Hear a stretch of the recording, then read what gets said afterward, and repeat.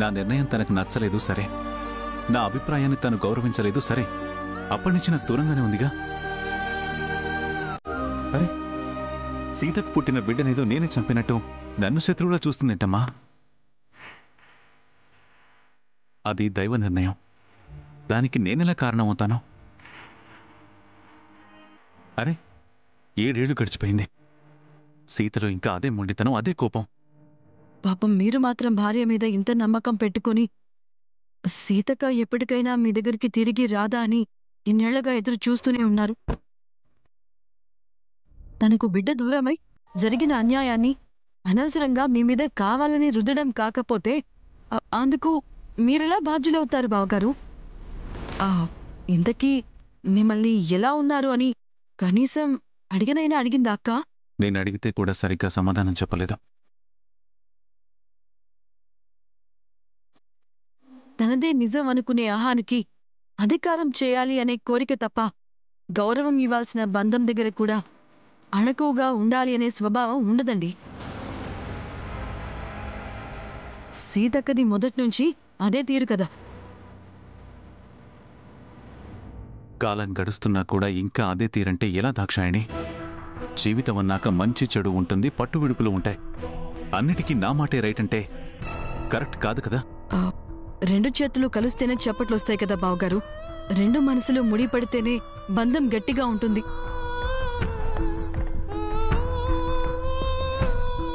మీతో మళ్ళీ బంధం ముడిపడాలని అక్కకి ఆలోచన లేదేమో.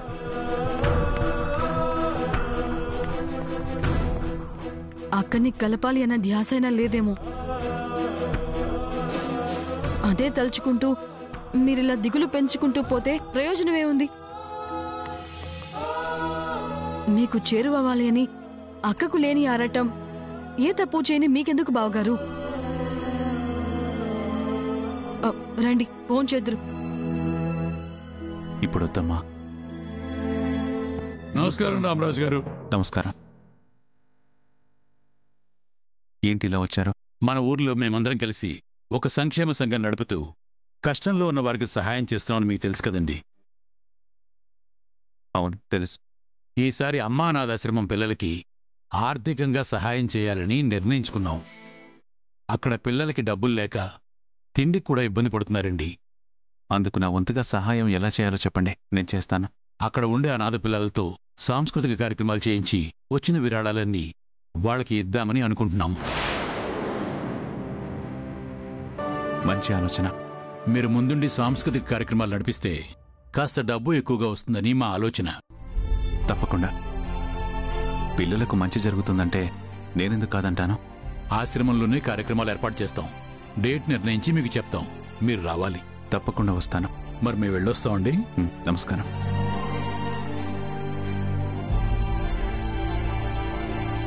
బావగారు రండి, బావగారు భోంచేద్దురు. ఇప్పుడొద్దమ్మా.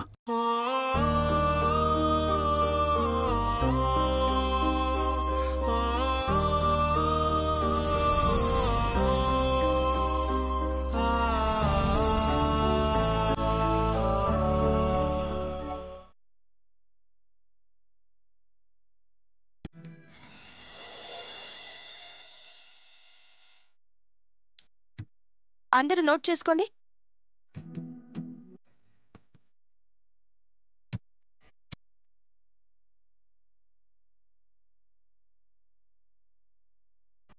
సరిగ్గా నోట్ చేసుకుంటున్నారా?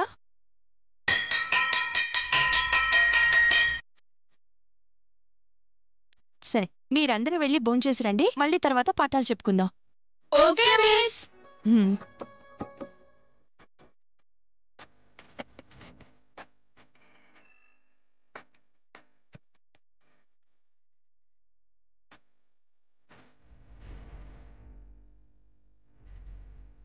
మేడం, మీ భోజనానికి ఏర్పాట్లు చేయమంటారా?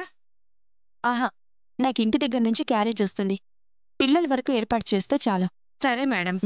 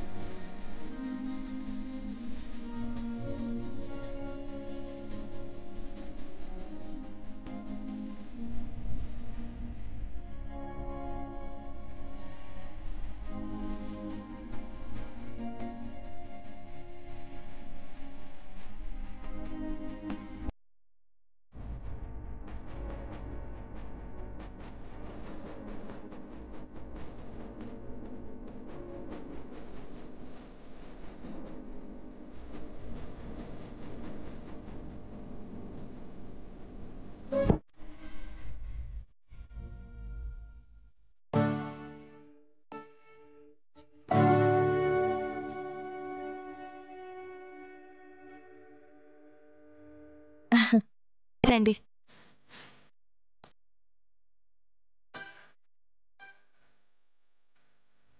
అక్క, నీ కళ్ళల్లో ప్రశాంతత, నీ మొహం మీద స్వచ్ఛమైన చిరునవ్వు చూసి ఎన్నేళ్లైందో.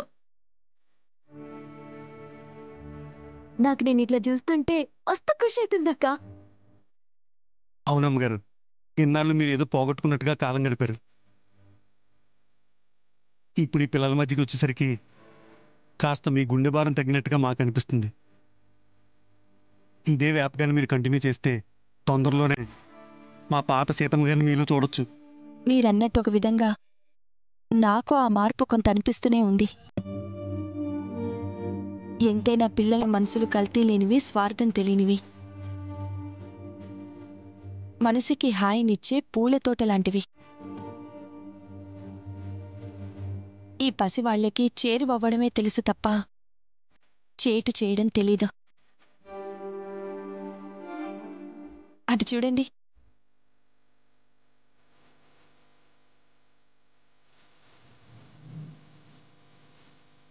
వాళ్లకంటూ ఎవరూ లేరన్న సంగతి మర్చిపోయి కల్మషం లేకుండా ఎలా ఆడుకుంటున్నారో. అందుకే నేను ఈ ఆశ్రమంలోకి అడుగు పెట్టగానే నా అంతరంగంలో ఏదో మధురానుభూతి నన్ను పలకరించింది. ఈ పిల్లలకి పాఠాలు చెప్తుంటే సరికొత్త బంధాలతో కలిసి గడపబోతున్నాను అనే ఊహ నాకు ఊరటనిచ్చింది. అదే ధ్యాస, చిరునవ్వుతో మిమ్మల్ని పలకరించాను. నువ్విట్లా ఖుషిగా ఉండడమే మాకు కావాలక్క. సరే, ఇక మీరు బయలుదేరండి. అయ్ వస్తాం అమ్మగారు. అలాగే.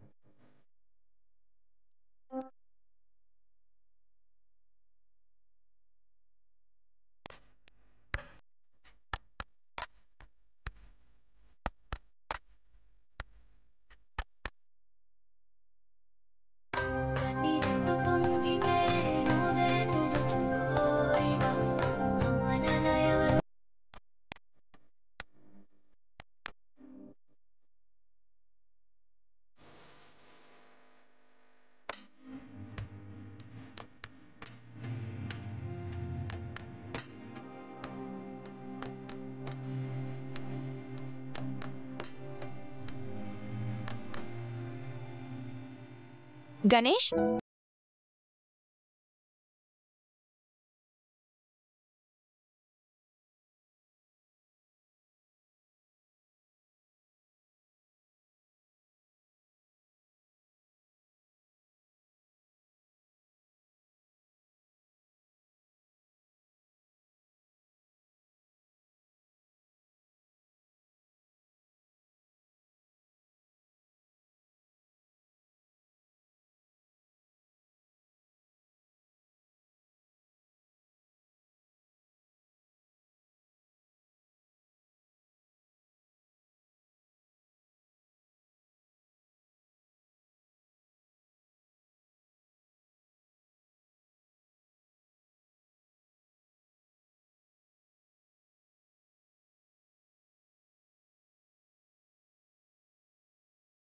టైంలో ట్యాప్ దగ్గర నీళ్లు తాగుతున్నారేంటి?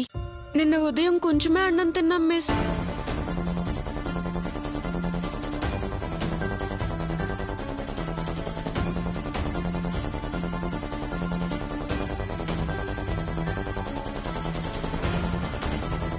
ఏంటి, నిన్న పొద్దున అన్నం తింటే మరి రాత్రి తినలేదా?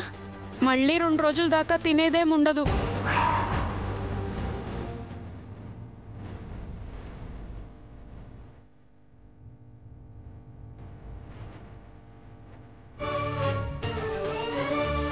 అదేంటి, ఒక్క పూట తిని 2 రోజులు పస్తులుంటారా? ఆకలితో అలా ఎలా ఉండగలుగుతారు? అమ్మ లేకుండా ఉంటున్నాంగా, అలాగే.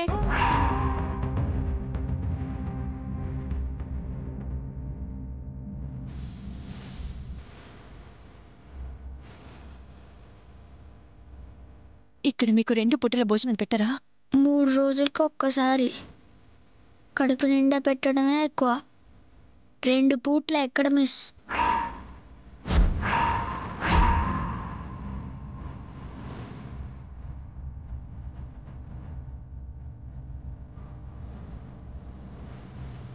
ఎప్పుడో ఒకసారి కంచం నిండా అన్నం పెడతారు. అప్పుడప్పుడు అదే భోజనాన్ని సగం సగం పంచుకోమంటారు. ఎప్పుడు నీళ్ళు తాగే పడుకుంటాం మిస్.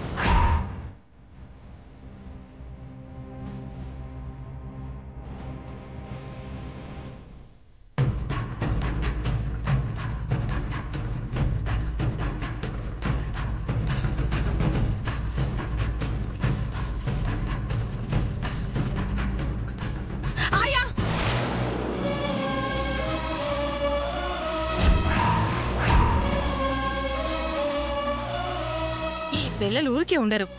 మళ్ళీ ఏం చేశారో ఏంటో, అంతా నా కర్మ.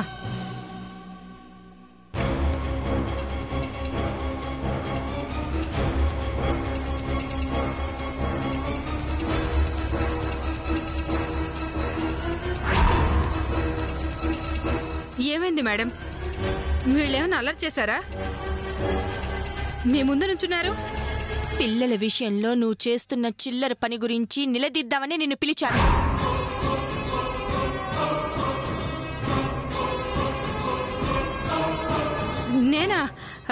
నేనేం చిల్లర పని చేశానమ్మా?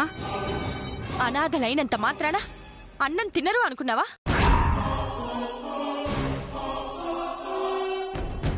ఆకతాయిల పిల్లలైతే ఆకలుండదనుకున్నావా? ఎందుకు వీళ్ళకి రోజు సరిగ్గా తిండి పెట్టడం లేదు? అంటే అది బియ్యంతో సహా పప్పు, ఉప్పు అన్నీ నిండుకున్నాయమ్మా. పచ్చి అబద్ధం. బస్తా నిండా బియ్యం ఉన్నాయి. డబ్బాల్లో పప్పు, కారం అన్నీ ఉన్నాయి. నేను చూశాను మిస్.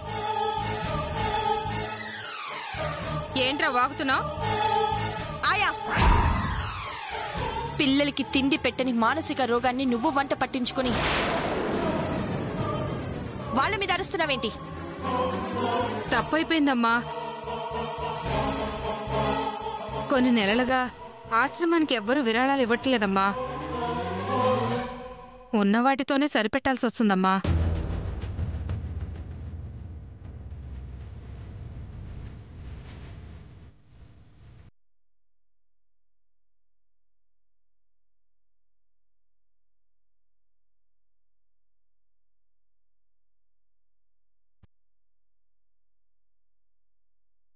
పిల్లల కడుపు మాడటానికి వీల్లేదు. 2 పూటల మంచిగా తిండి పెట్టు. ఇదిగో ఈ డబ్బులు తీసుకుని సరుకులు, కూరగాయలు తీసుకురా. ఇంకొకసారి ఇది రిపీట్ అయితే మాత్రం నీ తాట తీస్తాను. అలాగేనమ్మా. తీసుకో. వెళ్ళి ముందు పిల్లలకి వంట చేసి భోజనం పెట్టు. సరేనమ్మా. వెళ్ళు.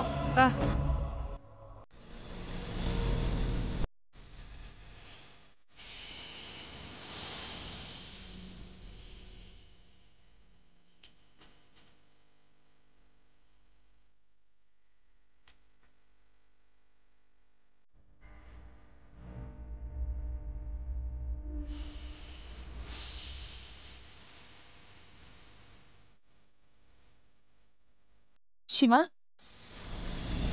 ఆకలిస్తుందా? అవును మిస్.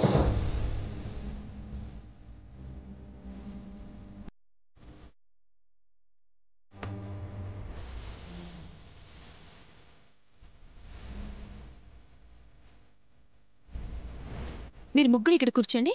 నా క్యారేజ్లో అన్నం మీరు తిందురు గాని. వద్దు మిస్, మీరు తినండి. ఆయా మాకు వండుతుందిగా, మేము అదే తింటాం. మళ్ళీ మీకు సరిపోదు.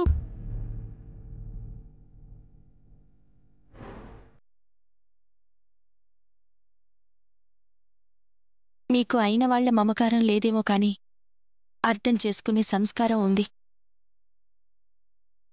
మీరు గొప్పవాళ్లై మీకంటూ ఎవరూ లేని మీ చుట్టూ జనం తిరిగే రోజు తప్పకుండా వస్తుంది.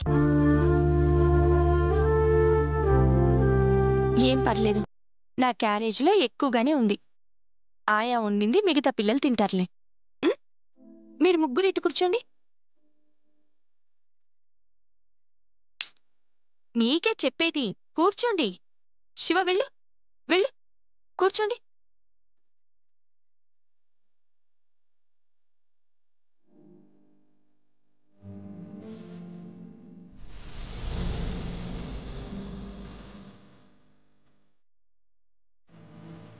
నీకు ప్రతీది బొట్టు పెట్టి చెప్పాలా? కూర్చో. మీరు అనవసరంగా నాతో గుంజలు తీయించారు. తప్పు చేయకుండానే నన్ను కొట్టారు. గంజాయినా తాగుతాను గాని మీరు పెట్టేది తిన్ను.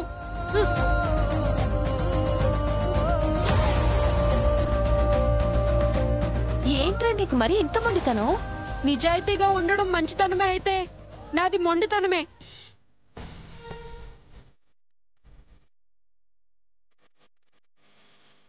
చూడు, పిచ్చి వేషాలు వేయకుండా కూర్చొని తిను.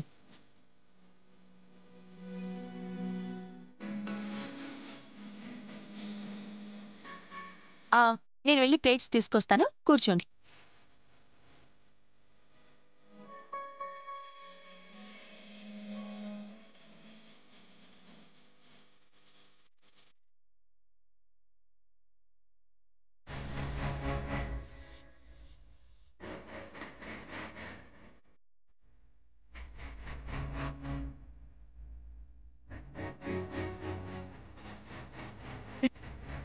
మిస్, మీరు కూడా తినొచ్చు కదా.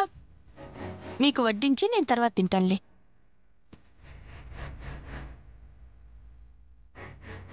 ఏంటి ఆలోచిస్తున్నావు? తిను, తిను, తిను.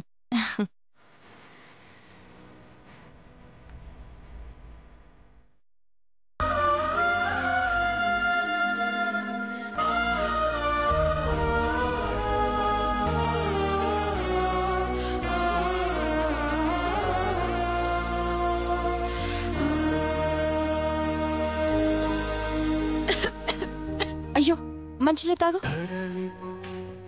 కెరటమా అంతు చిక్కని కావ్యమా.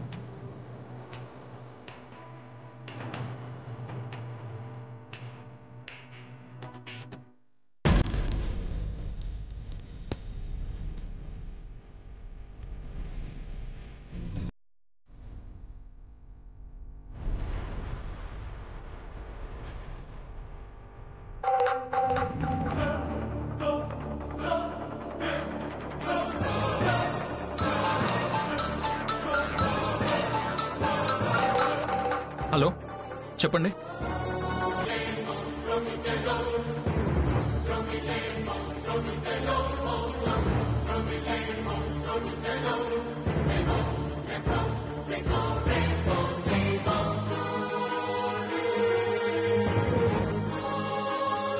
$200 బోలెడని చాక్లెట్లు, ఐస్ క్రీమ్లు కొనుక్కోవచ్చు.